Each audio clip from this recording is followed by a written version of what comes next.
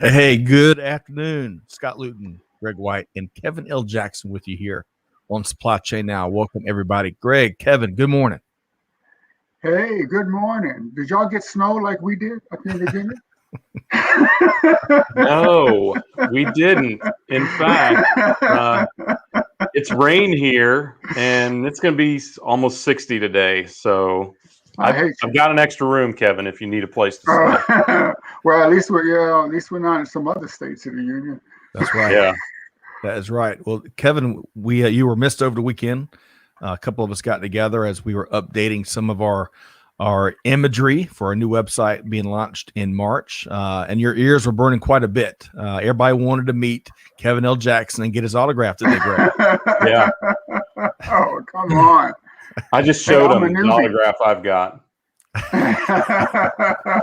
Well, today I miss y'all too. I wish I could have joined you down there in Atlanta. Soon. Let's get rid of this pandemic thing. Amen. From your lips to God's, the good Lord's Yes. ears. So, did you guys see? I don't know if you saw. There's an article that says we could have herd immunity by April, as early as April. So how about that? Well, you know, I can't recall growing up thinking I'd celebrate when I hear anything about herd immunity. But hey, let's celebrate. Right. But hey, for today, it's all about supply chain buzz, where Greg, Kevin, and I are going to walk through some of the leading headlines, a few throughout today's live stream. And we've got a wonderful special guest here today. Yeah. Stephanie Stuckey, CEO of Stuckey's Corporation, who is leading that company in a resurgence.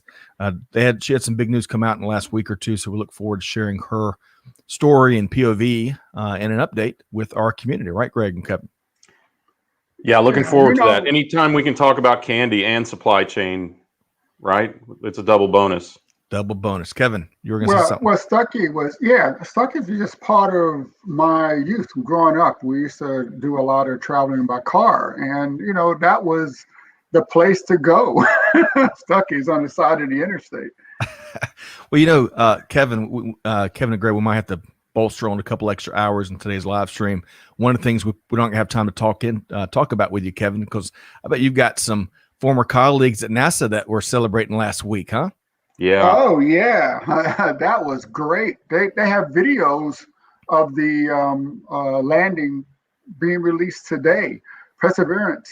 I mean, that is amazing for all of mankind. It is. That's right. Okay. Well, let's knock out a little bit of housekeeping really quick, and we're going to say hello to some of the folks tuned in. If I can grab the right mouse, I want to call out one. Peter says, "Hey, nice haircut, nice new haircut, Greg." So it's good, man. It looks good. And Peter, hope this finds you well. I'm tight. I knew I was spending the Monday with military men, so I figured I better look right. Good stuff there. Looked the part. That's right. And quick side note, Stephanie Stuckey will be joining us about 12:25. So a couple housekeeping notes as we get started here today. First off, make sure you join us tomorrow, 12 noon, for this power panel from folks across different business models, different sectors. They're all going to be talking about where they've been, where they're going, all from a supply chain standpoint. So Rent-A-Center, Ace Hardware, of course, Parker Hannafin, and SGS North America, all joining us, and our friends at Omnia Partners to have what should be a pretty lively panel. So the link is in the show notes to register for that. And we were just talking on the front end, Industry 4.0, which is now, has been now. So we're partnering with our friends at SAP and MHP Americas, which is also based here in the Atlanta area. And we're going to dive deeper into 4.0 and learn some of the newest applications and success stories there. So that is March 23rd. So join us there. All right. And then we're going to talk about, Kevin, well, I mean, for Tequila Sunrise and Greg and Digital Transformers and Kevin, it's been a busy week or so. Last week, of course, take your shot. I'll keep wanting to say take your pitch, Greg. I'll get it right, I promise. You're into baseball season. I get it, man. I totally get it. But you only take the pitch when it's like 3-0. I'm just saying. Take your shot was lively. That replays on YouTube. We may be releasing it as a podcast as well. It was an awesome event, Greg. And the latest Digital Transformers episode was released today with Nadia and Bradford. And we're going to talk about that here as we get deeper into today's show. So, Greg and Kevin, y'all buckled up and ready to dive a little deeper? Yeah, absolutely. Let's talk about it.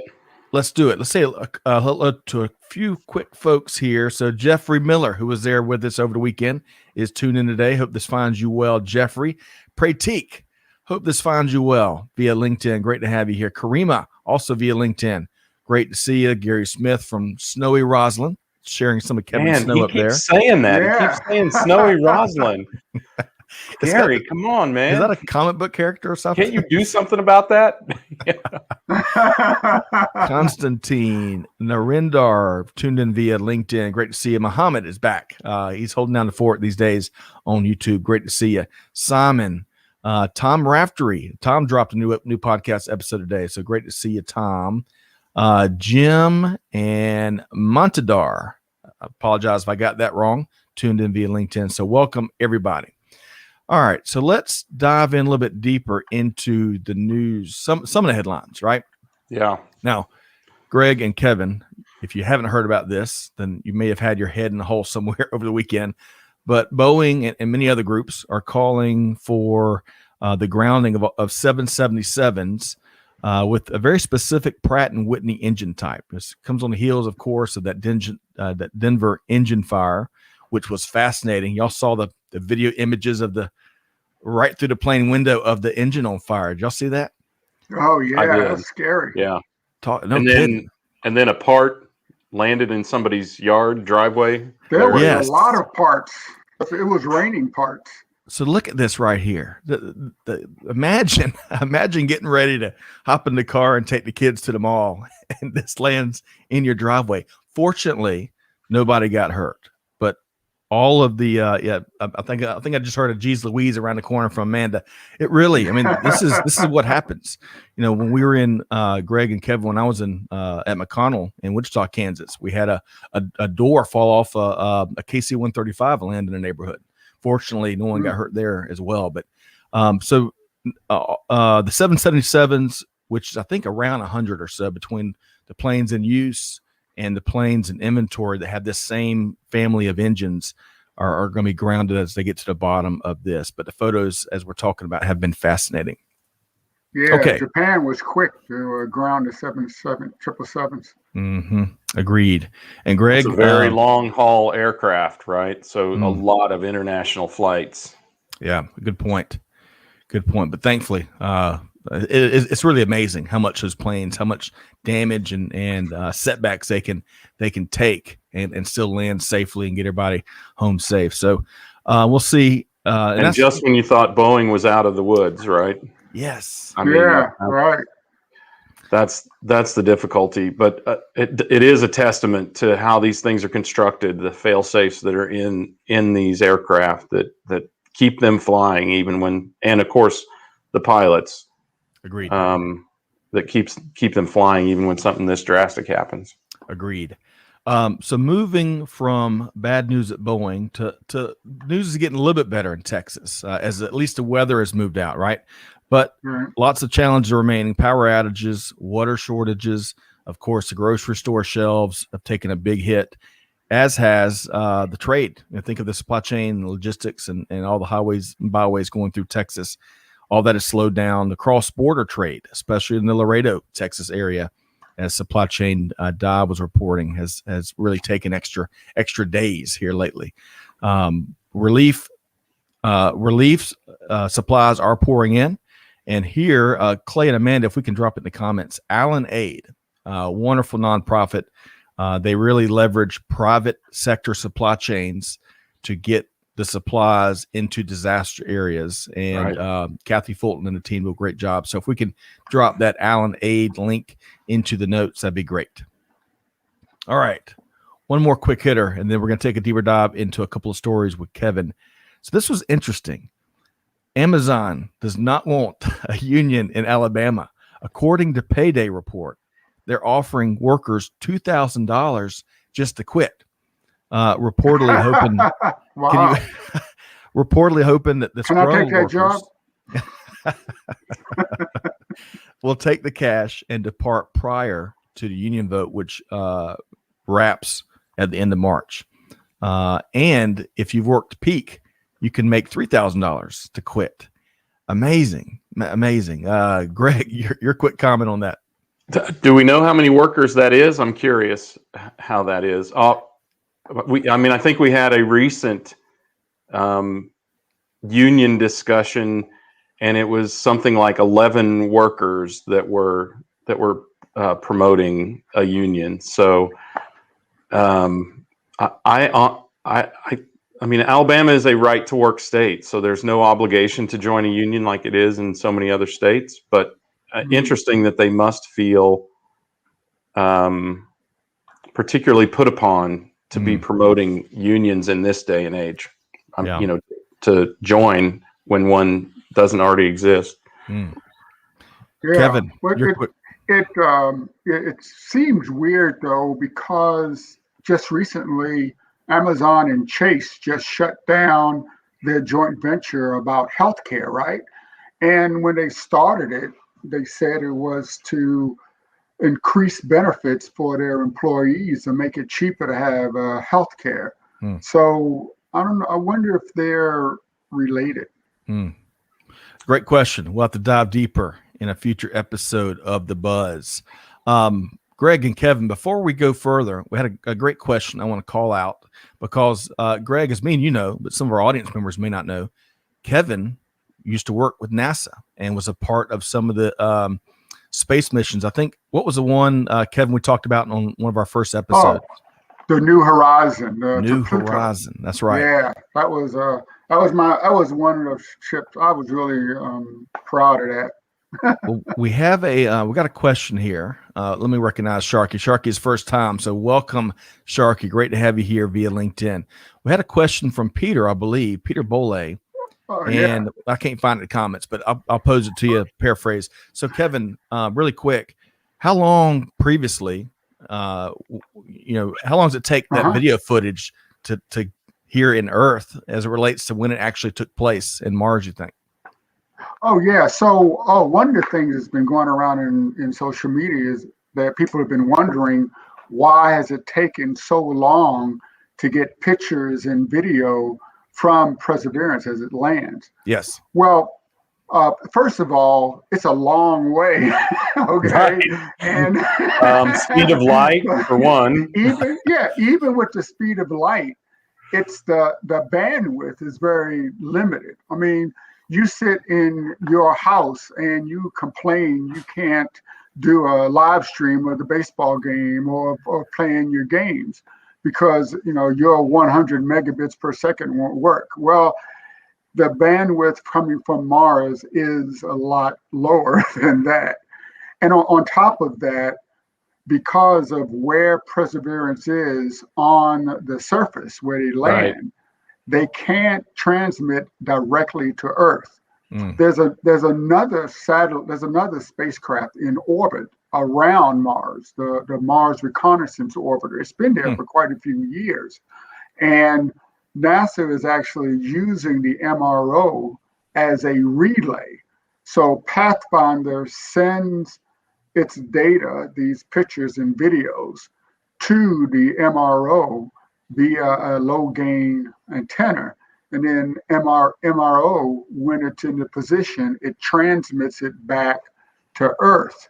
So there's a lot of things going on. And besides that, I mean, Perseverance has to phone home to NASA before it gets to send us all of its beauty pictures. So all the telemetry, they got to do their science. They got to make sure they're going to be safe for the next few years. Well, Kevin, I'll say it for you. You probably aren't going to say it, but Pluto was tougher. It was further, right, Kevin? Right. Yeah. Pluto was a little bit tougher. It really is. If you watched that when it was happening, you could hear a lot of the discussion, some of the discussion they didn't mean for you to hear, by the way, if you watched it on the NASA YouTube channel. But there were a few people that were really enthusiastic. And if you've ever seen The Right Stuff, you know what the term that they used, Kevin. FAB.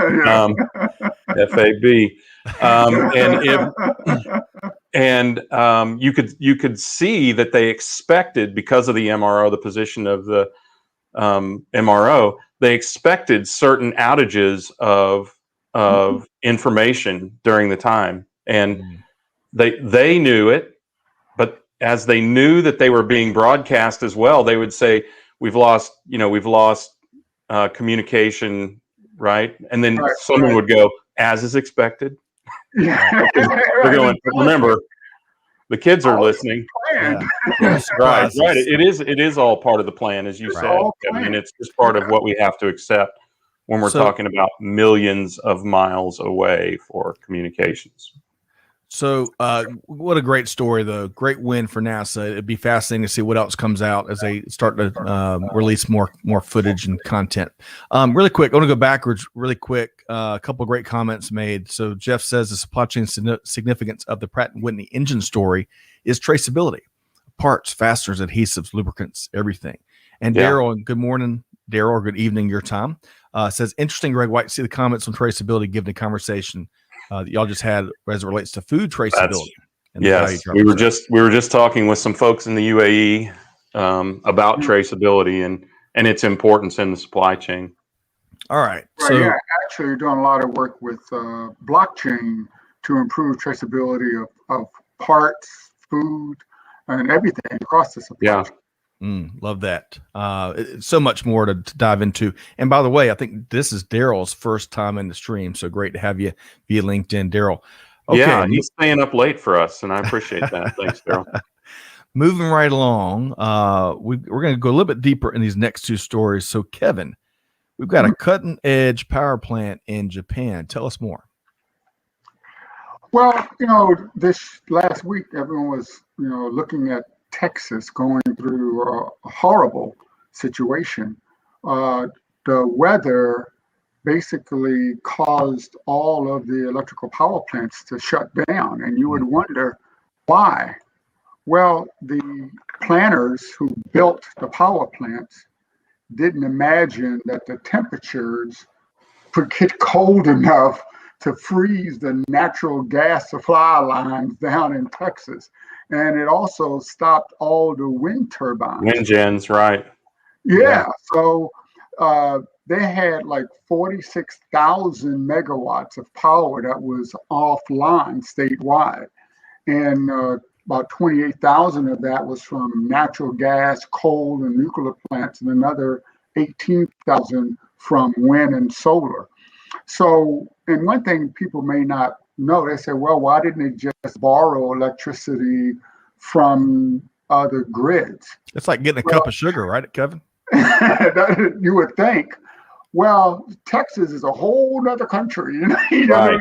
The old commercial said, well, the Texas grid is actually disconnected from the other two large grids in the United States, the Eastern and the Western grid. And they did this, and this is not a political statement, but they did it to avoid federal regulation. So when the temperature plunged, everyone turned on their heaters, and the demand just spiked to levels that they didn't expect to have during the winter. Like during the summer, they do have, people turn on their air conditioning and they expect these spikes, but no one expects these spikes in the summer. In the winter. Right. So in the summer, they can actually create like up to 86,000 megawatts, but it didn't. So this huge imbalance in the market, in the power market, drove the price of electricity from $20 per megawatt. Listen, $20, to over $9,000 per megawatt. Wow. In the open market. All right. So this was horrible. Well, about the same time was breaking in the news is the world's first autonomous power plant that was launched earlier this year in Japan, and it's a completely digitized power plant. It was opened just west of Kobe, Japan. And it was just named the 2020 Power Plant of the Year. It's been actually operating since the summer. and it provides 566 megawatts of power to the regional grid. I mean, they use 3D virtual simulations to put it into place. There's an entire suite of digital power plant solutions put in place by Mitsubishi. They use AI-enabled analytics, and all of the processes are automated. And it really could be the first power plant capable of operating and maintaining itself. This is just what digitalization is doing. Digitalization and integration to boost efficiency across, in this case, the entire power supply chain from generation to consumption. So this is huge, and it can be help to balance the power grid. I think Texas may want to import some Japanese power plants. Maybe so. But we're going to keep talking digital transformation just a second. Greg, I'd love to get you to weigh in. I know that, well, I'm not sure if I've never set foot in a power plant, and to apply Industry 4.0 to these massive power plants and stations is really fascinating. Your take? Yeah, I mean, I think there were a lot of ways to avoid what happened in Texas. Statistically, an insignificant chance of what happened in Texas. But the truth is, if you follow statistics, you keep 1 foot in boiling water and 1 foot in freezing water, and you're on average pretty warm. So you have to be very, very, very careful with statistics. Right. And Texas has been, I'm from the Midwest, so I've lived straight north of Dallas. So Texas has been crippled by freezing weather in the past. I mean, not unlike Georgia, it happens so infrequently, they're not prepared for it. Georgia is much more prepared for it since 1993, 2013, Right. Some of those events. But I think you have to provision as a backup. If not, it is not a preventative measure. You have to provision for a responsive measure to do that. Certainly, these kinds of power plants, they have the kind of technology that allows them to be predictive as well as responsive. So, they can be winterized. They just chose not to do it. Right. So there's going to be a lot more to come out of this story, but it is neat to see this plant of the year in Japan, and maybe we'll get a plant tour when the world gets back to normal or semi-normal or what have you. So moving right along, we'll be bringing again Stephanie Stuckey, and CEO of Stuckey's Corporation, here in a few minutes here. But Kevin, let's talk about digital transformation in air cargo. Tell us more. Well, yeah. So the global air cargo industry has really been lagging behind some of the other logistics organizations, and even the passenger business of aviation is really leaped far ahead of the global air cargo industry. In fact, when we get to fly again, everything from finding a flight, buying your ticket, getting checked in, it's all digitized and it's all connected. But the air cargo industry has really not embraced digitalization. And last year, in 2020, with COVID, it really pushed the industry towards failure. Okay, so it was an existential threat, and the International Air Transport Association described it as the absolute worst year for air cargo demand since it started to monitor cargo performance in 1990, and that's supply chain, right? And but the companies within the industry that have embraced digital technology, they saw a banner year. The customers just flocked to the companies that could actually operate virtually. Right. And they also received huge amounts of investments. And this digitalization, companies have been just pushing it off, saying we'll get to it, we'll get to it. Sure. But now it's like it's a critical part of the industry, and there's a huge wave of digitalization that's coming across the cargo industry.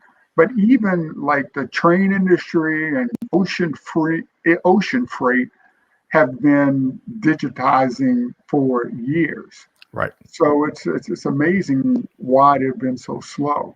So now everyone's jumping on the bandwagon, right?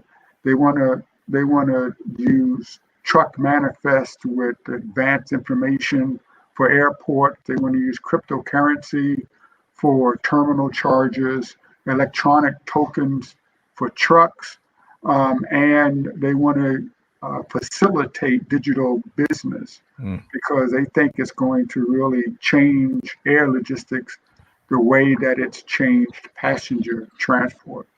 Well, Kevin, do you know a best practice for folks that may want to implement digital transformation effectively and successfully? I would argue that you got to check out Digital Transformers. Oh, what a segue. I love that segue. So, and I hate to move so quick on these stories. I want to recognize a couple comments before we bring on Stephanie Stuckey. But today we dropped the latest episode of Digital Transformers. And by the way, led by a former NASA rocket scientist. Let me tell you, but you interviewed, you and I interviewed Bradford and Nadia Vincent here, and of course sponsored by our friends over at Digital Names, powered by Total Network Service. But in a nutshell, Kevin, very small nutshell, what did we talk about? Well, actually, this air transport thing is important because that's international commerce. And for this show, we talked about the intersection of international trade, international commerce, and cryptocurrency, right?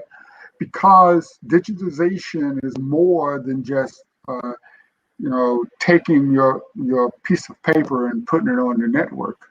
It's also about how do you exchange value. And cryptocurrency is now becoming the global currency. Did you know that this week, the value of a single Bitcoin exceeded the value of a gold bar? It went over $58,000 for a single Bitcoin. And this pandemic is driving a lot of national governments to push their own money into the economy, which is going to drive inflation. That inflation is going to make the value of fiat currency a lot lower, and it's actually driving the value of cryptocurrency up. So if you're doing international trade, if you're managing supply chains, you really need to think about digitizing your finances around supply chain. And so we're going to talk about that. Excellent. And you can find that on Supply Chain Now, wherever you get your podcast from. It dropped today. And it was a really neat, as the non-technologist in the room, it was neat. Me, my 17 pages of notes. It was a great conversation to be part of. Okay. So let's do this. Greg and Kevin, I know we're moving fast. We're going to bring Stephanie Stuckey into the stream here momentarily. I want to recognize just a couple of folks. As Aaliyah, we'll make this be a rhetorical question. Maybe we'll circle back as we have time. But she asked a great question. What if we move into digitization too fast? How do we control quality? So great question there, Azalea. We'll try to reference that throughout the rest of our time here. Let's see here. Daryl says quality control. That's right. Daryl says Dubai Airport just introduced facial technology as your traveling passport rather than hand over a physical passport for check-in and passport control. Love that. AA going back to Texas. He says Texas utility needs what was that? NN? I'm not sure the acronyms. N1 optimization. It's a methodology. Gotcha. Yeah. He said this is going to be a big part of his future research on asset management and electric power systems. What a motivation now. AA, you're going to have to report back on all that research. Let's see. Tom says climate scientists have been predicting events like this for years, and events like this will recur far more frequently. And then finally, T Squared via YouTube says, can we all say due diligence and contingency planning? What about disaster recovery planning? Yeah. So look, we have to acknowledge that the economics of this is why these sorts of things happen, right? I mean, we've seen it in supply chain in 2020 and 2021. We've seen plans be accelerated. We've seen planning models changed because people have relied largely on the statistics and the economics. I mean, it's expensive to do what we're proposing for Texas to do, which is to winterize those wind turbines every single year, right? And they have rolled the dice, and this time it came up snake eyes. So, well, actually, there's some questions being raised when they had such a price spike. The question is, the managers, did they decide to shut down instead of paying more? I mean, they could have bought more electricity. Well, yeah, just simply shut down instead. A lot. There's gonna be a huge diving into a lot of the root causes here, a lot of the big decisions that states, governments, local leaders have to make. So appreciate what you and Greg and Kevin are addressing here in all the comments. So it clearly is an issue that deserves a much fuller conversation. But Greg, I'm a little bit slow, as you know. I'm still trying to get over, and I'm still completely steal it. 1 foot in this bucket, 1 foot in that bucket, and breaking out the averages. That's a good one. Hey, really quick, Enrique Alvarez is reading your book.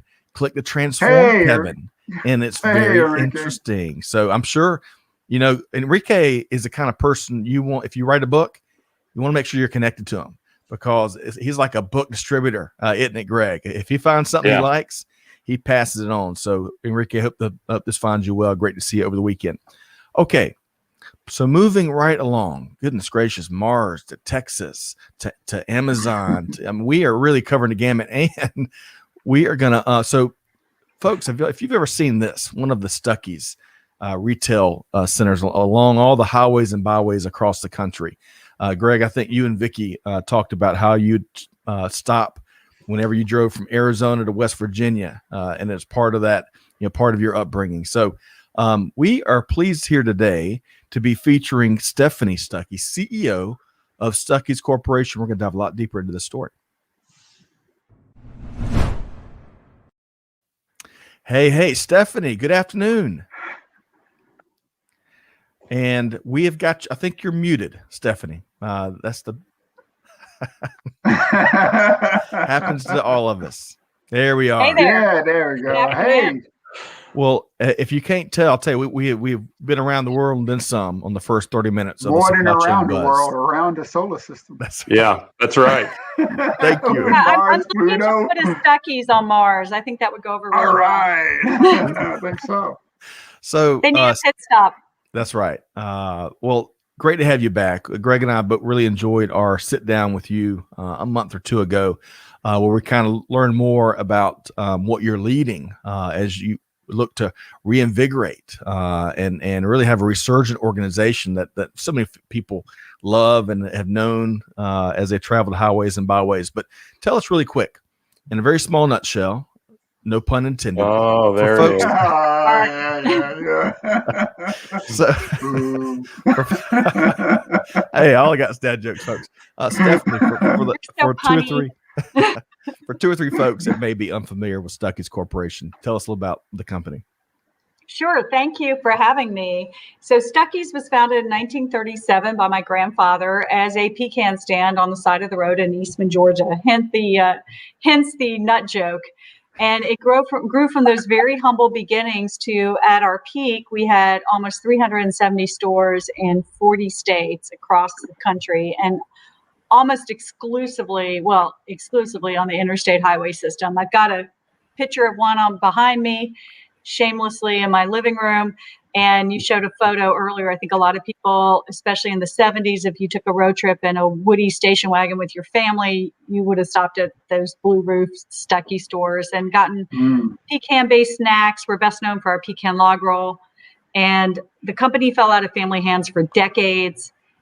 my father got it back, but then he retired like a decade ago. And the company, frankly, has really fallen on hard times. And I had a complete career change a year ago, bought the company, and have been turning it around. Within 6 months, we started showing a profit, and we have some big news. I can get to that in a minute, but we are turning this brand around, and it's been incredibly encouraging. Awesome. Well, Greg, I know got a couple of questions, but I want to reference Jim really quick. He said he just placed his pecan log order. So Jim, perfect timing. Thanks so much for joining us, Jim. All right. So Greg, where are we going next? Yeah, well, when we talked before, you were embarking on a few new areas within the company. So one, I think we'd love to hear how the brand revitalization and the business model revitalization is going, but it also includes your own manufacturing plant as well, right? So tell us a little bit about that and how things are coming along. Yes, so we closed 2 weeks ago on purchasing a manufacturing facility. It's actually 3 companies. It's a pecan shelling company, a candy manufacturing facility, so I'm getting my Willy Wonka on, and also a fundraising business. The company has been around since 1935, so 2 years older than my grandfather's company. My grandfather actually did business with the pecan company that we purchased. It's in Rennes, Georgia. And so we've gone from 10 employees to 130. So major changes. We're integrating 3 companies into ours. So a lot of work to be done. A lot of supply chain issues we're addressing. Awesome. Hey, really quick, Charles Walker, and Charles, hope this finds you well. Wonderful veteran voice interview. Charles will have you running through walls. Thank he says, you, enjoy buying and eating Stuckey's pecan logs. Always stop when he visits Tennessee. Good stuff there. I have to ask, for people who don't know, tell us a little bit about the construct of a pecan log, Stephanie. Yeah, what's in the pecan log, right? Okay, so first of all, I am issuing an invitation for you to all come to the manufacturing facility. You can live stream on the candy plant floor, and we'll actually show the viewers live how we make the pecan log roll, because it is a wonderfully delicious process. The center is nougat, which is really just whipped syrup, sugar, cane syrup. Okay. And it's Same really thing that's in the middle of a Milky Way, right? Is that nougat? It's special nougat, okay? Milky Way in a while. Like the Milky Way is like a thicker. The nougat that we have in the middle is almost like divinity, if you're familiar with divinity. Oh, wow. It's really fluffy. And the secret ingredient for Stuckey's is that we put maraschino cherries in the nougat, which is really hard to do without turning the nougat pink. And ours is white with little flecks of red cherry, and it is delicious. And then you pour caramel all over that. And so it's actually, the machine is called an enrober. Doesn't that sound great? Oh, yeah. Enrobed in caramel. It's a waterfall of caramel, and the tubes of the log roll, the nougat, go under there and get bathed in caramel. And then it's hand rolled in freshly roasted Georgia pecan pieces. Wow, Peter said, stop it. And there's nothing better than a pecan, like the Krispy Kreme Hot Now. We need to have Hot Now log rolls, because the cool thing about the factory, we don't have any company-owned stores, which has been the bane of my existence, because trying to manage stores that you don't own or operate, or try to have some quality control, not manage, has really been a challenge for me. So we're going to have a factory store. There's a factory store right on site. So we'll have the candy fresh from the factory at the retail store on site. Love it. So I can't believe that anything's a challenge to you, Stephanie. All right. First, you're running a manufacturing company. You run your own stores. You run this storied, icon, and you teach law. No, I don't do that anymore. You must be Superwoman. No, when I bought the family business, I was not planning on doing that, and I had another career. I was head of sustainability for the city of Atlanta, and then I was working as head of sustainability for an environmental nonprofit in Atlanta, and teaching law at the University of Georgia. Of course, I focus full time on Stuckey's. And I certainly don't do it alone. We have an amazing team. I'm CEO, but we have a president, and he's at the manufacturing facility now. He has moved to Rennes, Georgia, and he's managing the plant. Well, so just so you watching right now, or do you think he's keeping the lines running? He's keeping the lines running. Well, just so you know, I really am like the chief marketing officer. So I do a lot of the forward-facing branding presentations for the company. Now, having said that, my business partner was recently on Eat Local, Y'all was the podcast, and he was awesome. So RG is an expert on import, export. He knows a lot about manufacturing. He knows supply chain, and he's also a pecan farmer. So he brings a lot of skills to the table. Love it. And just so you know, in the comments from Spain to United Arab Emirates to Canada, they're all looking to see where can they get the pecan rolls. And I think Amanda dropped the Stuckey's link in the comments. So right there, folks. All right. We do not ship abroad, though. I hate to say, I would love to figure that out. The shipping costs are killing us, but we are exporting pecans, and we just exported 2 container loads to Taiwan. Love that. Love that. Yeah. All right. Port of Savannah. So Greg, let's see here. We're going to dive deeper. So I have a quick question about, Stephanie, you have long been an advocate for sustainability and environmental issues, and as you said, practiced environmental law. But and you mentioned in the pre-show that there are some concerns around the candy industry and the sustainability of that. So can you tell us a little bit about that and kind of what you're doing to attack those issues? Absolutely. I think it'd be fascinating for our audience. And I don't want to single out the candy business. Well, first of all, I'm still getting into the candy business, even though it's my family name. I haven't been in it, so I'm still learning a lot. But it's manufacturing in general that I think there are a lot of sustainability issues that need to be tackled. And first and foremost is the number one cause of greenhouse gas emissions is the built environment. And that is coming largely from big buildings. And so manufacturing facilities, chief among them, they're big energy users. We've certainly seen in Texas the challenges where you've got to have a reliable energy source or the entire economy falls apart. So I would love to look at energy efficiency and solar for our facility. We're not there yet in our budget because there's a return on investment. It's going to take us a few years where we can have the CapEx to invest on the front end. Having said that, there's a lot of great grants out there. So anyone listening who's got a manufacturing facility, check out some of the USDA grants for ag manufacturers, and Department of Energy also has grants. So we'll be looking into some of those opportunities. Also, how we manage our supply chain, how we manage our product, where we source our product from. Ideally, you're sourcing your product locally, so you're not having to ship it from all over the country. That increases your carbon footprint. And it also just tastes better, I think, if you have a product that you process locally. So at our plant, we are actually shelling pecans on site, and they're going right next door to the candy plant. So you can't get anything more locally sourced than right next door. And it's going to taste better, and the customer is going to benefit. And we're looking at life cycle of our products. So we're experimenting in the next few weeks with using some of our pecan shells as mulch.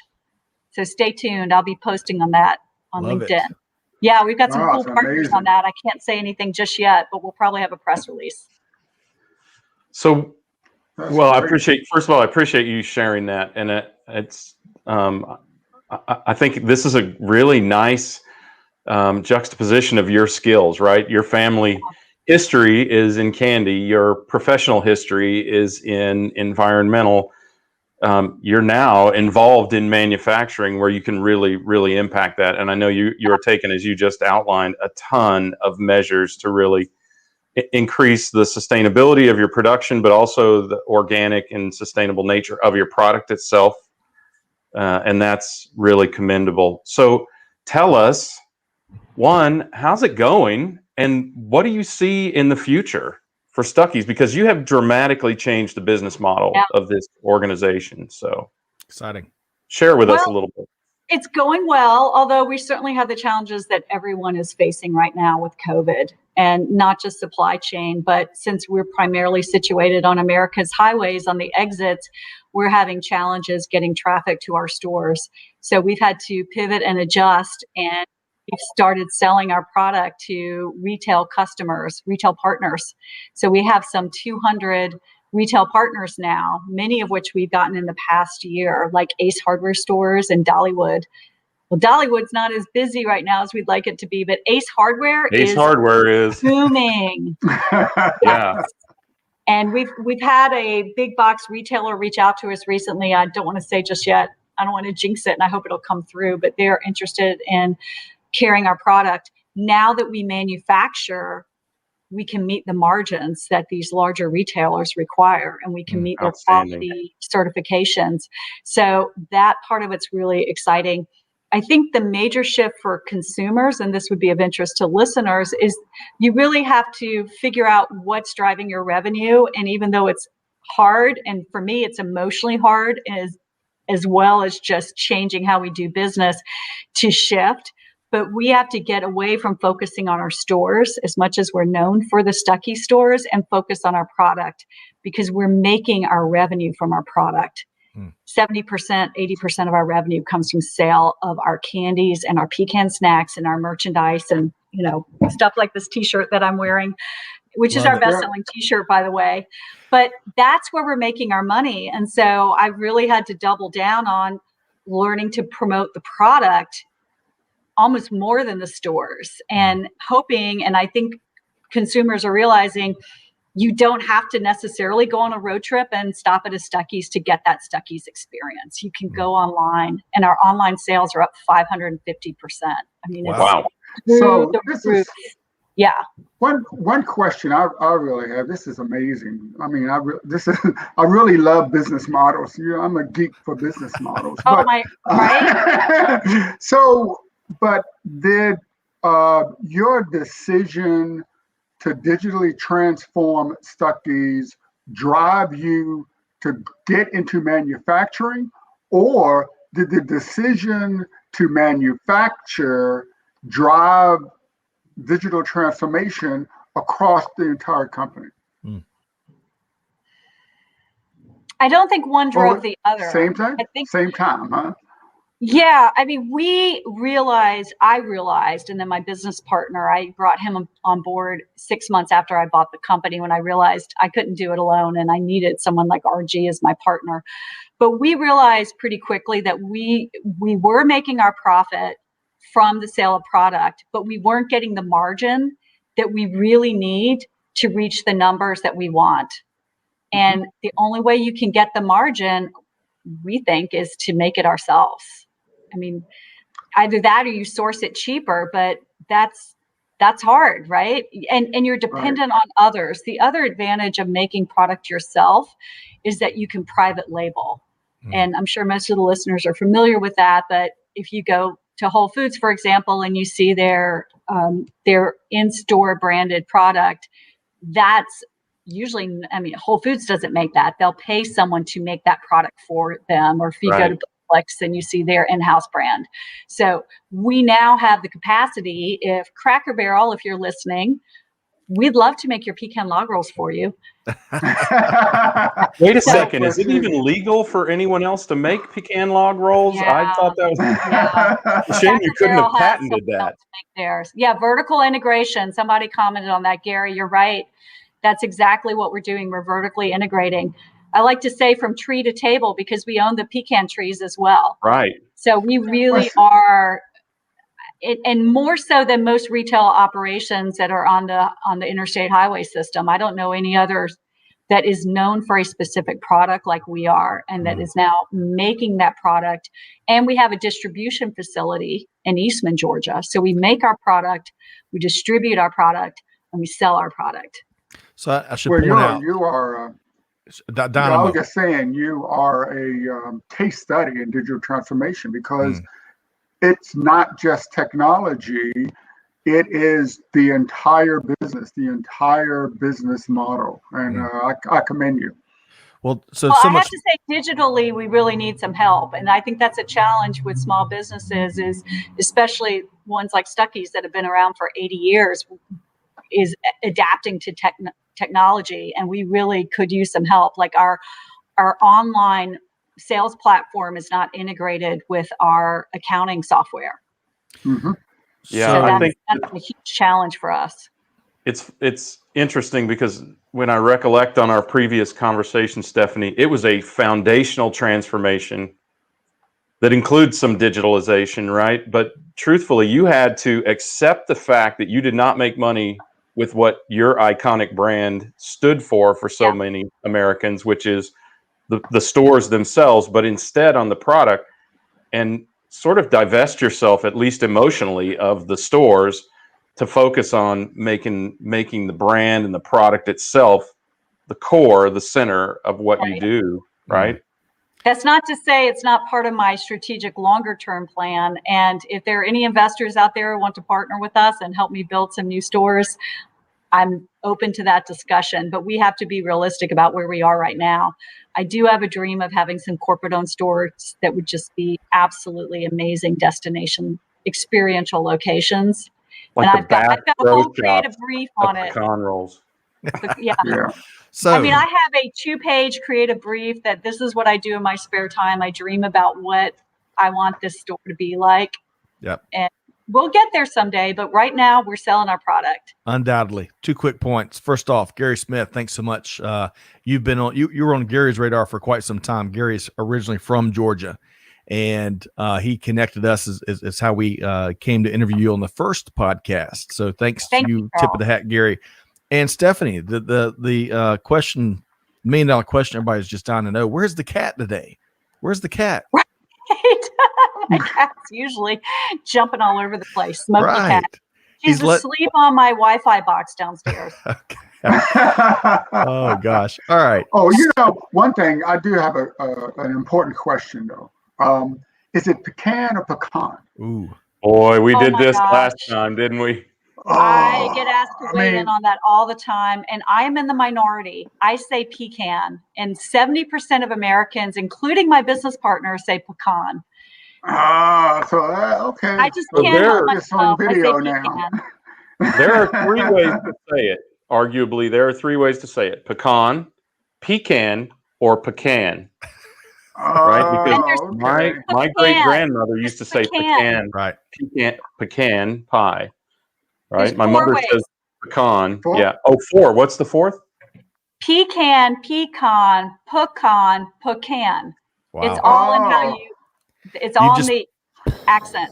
Blown my mind with that. And if you listen to our first interview with Stephanie, in one sentence, she says it 2 different ways. So a lot of it depends on context. I'm sure there's a whole language around this that we need to dive deep into. Well, so we look. But they say in the business, they say pecan when you pick them, pecan when you sell them. Okay. Pecans get a much higher price than pecans, don't they? Right. That's right. Well, hey, let's make sure. So looking forward to the production plant in Rennes, Georgia, coming online. Do you have a rough time frame for when that'll be up and running? It's running. Oh, right now. It's running. They just log bought it. rolls are being made as we speak. The chocolate's being churned. Yeah. No, we bought a fully operational facility. Gotcha. Okay. I saw some of the pictures. And by the way, y'all got to follow Stephanie on Twitter, especially if you like visuals. I saw some of the pictures of the plant way back when, and I just assumed that y'all had bought the facility and you're up and running, but y'all are already making stuff, which is really cool. Yeah. The photos you saw was the candy plant in Eastman. That was my grandfather's candy plant, and I would have loved to have revived that, but it is beyond repair and it's owned by someone else. But the current owner is interested in selling us some of the old candy equipment. So that's what that post was about. It's my dream to see if we can just revive some of that equipment and get it running again. And because of that LinkedIn post, I had the man who his father originally sold that equipment to Stuckey's. He runs the company now. He's like, I can get you parts for the equipment. Hey. Wow. Came from that post. Yeah. Love that. Well, hey, so much more we could dive into. There was a connection, DiMaggio and Stuckey's, which y'all have to check out Stephanie on LinkedIn to learn more of the story there. But Stephanie, how can folks connect with you and or Stuckey's? Well, just follow me on LinkedIn, and I apologize up front if you try to connect with me. LinkedIn will not let me add any more connections, so I'm sorry. But please follow me, and I do my absolute best to answer DMs. And I'm on other forms of social media is at Stuckey Stop. Love it. LinkedIn connections may be limited, but not the pecan logs will keep coming. We'll make people happy. Well, follow me and comment on the post. I read all the comments. I try to respond to comments. So there are many ways to communicate with me, and it's LinkedIn's fault, not mine. Although I love LinkedIn, but they should have unlimited contacts. Yeah, let us connect and associate. Well, regardless, I'm sure Stephanie, that's part of their digital transformation is to allow unlimited contact. Right. Should. Always a pleasure. We'll have to put our finger back on the pulse again soon. Congrats on all the growth and success and just reinvigorating a brand that so many know and cherish. We'll have to have you back on soon, but all the best. We've been talking with Stephanie Stuckey with Stuckey's Corporation. Thanks so much, Stephanie. Thank you. My pleasure. You bet. Talk soon. Thank you. Take care, Bye. Stephanie. Wow, man, there's so many different elements to that story that are fascinating. You know, it's tough to get in 20 minutes time. Well, I'll tell you, Scott, I think people would serve themselves well by going back and reviewing our interview with Stephanie the first time, because the story of how she got into the family business is inspirational no matter who you are, but certainly for any women who want to be leaders and the difficulty of breaking through even in a family business is exhibited there. And I think Stephanie's done a great job. In fact, Sharkey asked how much of the decision-making is emotionally driven because of family-owned business. And she talks about that in that episode. And I think she does such a fantastic job of balancing the emotional aspect of it, because the emotions are more ours, I think, as consumers than hers. But she does such a great job of balancing that with the need to pivot the company dramatically, and she goes into great depth in that episode. I see great. There's going to be great things coming out of Stuckey and Stephanie. This is something that, professionally and personally, I think a lot of people will follow, and that will go a long way to how Stuckey's really energize itself. Yeah. And whatever it takes to save her from politics and where she can actually do some actual good. Right. So we get candy and she gets the heck out of politics. So I'm not going to laugh at that unless she gives us a thumbs up that says I can laugh at that. So Stephanie, all right, we can laugh. All right. So Greg and Kevin, as we start to wrap, and folks, I know we couldn't get everybody's comments. Thanks so much. I saw some great comments and several intriguing questions. Of interaction today. Yeah, it was tough to get through it all, but let's make sure folks know what is on both of your plates, gentlemen. Greg, on the heels of Take Your Shot last week, what's next from a Tequila Sunrise standpoint? Yeah, wow. I mean, we're live again. So first of all, we're releasing an episode with Don Salvucci-Favier, who is the acting CEO of Greenscreens.ai. I love the irony of the name of that company. It's an AI freight enablement technology, but Greenscreens is the legacy way of approaching it. So I think they had a little bit of fun coming up with that name. And then, of course, this week live, we have Sally Eves, Dr. Sally Eves. If you're a fan of the Blues Brothers discover that they need some churching up. And if anyone needs some churching up, some philanthropying up, it's people in technology, and Sally is a great advocate for goodness in technology and technology organizations getting involved in philanthropic orgs. Check her out on LinkedIn, man. Before you listen to this, the number of entities that she has been and remains involved with that are doing good is really, really inspiring. So Dr. Sally Eves, that's noon. Wednesday, not Thursday, not our usual day for Tequila Sunrise Live, because Sally is kind of a big deal. We did it on the day that worked for her. Well, that's going to be a great episode. I'm looking forward to being in the cheap seats for that one on Wednesday, Greg. All right. So Kevin, we talked about the episode you dropped earlier today. What's next from Digital Transformers standpoint? Well, we're all about helping businesses move forward. And we're going to have AT&T Business on the show in March, where they're going to talk about how blockchain is really changing business models across every industry, and especially with the global rollout of the fifth generation telecommunications infrastructure and 5G. But wait, there's more. We're also expect to have Esker. So Esker has its cloud-based platform that allows businesses to really power their digital transformation across from procure to pay and order to cash processes, and to really, as they say, unite customers and suppliers like never before. So that's really big for us. March is a big month for us. Agreed. Looking forward to that. Of course, looking forward to this Wednesday. So much, so little time as always, just like today on the buzz. But really have enjoyed that new series, Digital Transformers. And don't forget to take your shot that Greg and I referenced is available on the YouTube. Is that right, Greg? Yeah, Tequila Sunrise YouTube. And if you enjoy, if you enjoy business models, if you like kind of a Shark Tank-esque live stream, check that out. We feature 3 wonderful entrepreneurs that are already doing big things. And judges, and I think we're developing our own Mr. Wonderful on that show. Wow. Right. So, all right. So big thanks to everyone that tuned in. Big thanks, of course, to Stephanie Stuckey who dropped by today. Make sure you check out if you're in the US, make sure you check out Stuckeys.com. We already have the link in the comments. On behalf of the whole team here, well, first off, let's make sure folks know, hey, if you want to learn more about any of the things we talked about, kind of the clearinghouse, supplychainnow.com, right, where we serve as the voice of supply chain. But you can go there to find links to any of these shows. You can go there to connect with Greg and Kevin and other shows, Tech Talk, the Digital Supply Chain Podcast, This Week in Business History, Veteran Voices, which, Kevin, we got a great one coming up. You can find information at supplychainnow.com. All right. It's a busy Monday. On behalf of Greg White and Kevin L. Jackson, Amanda and Clay and Natalie and the whole team here, hey, this is Scott signing off for now. Hey, challenging you like we challenge our team every single day, every hour.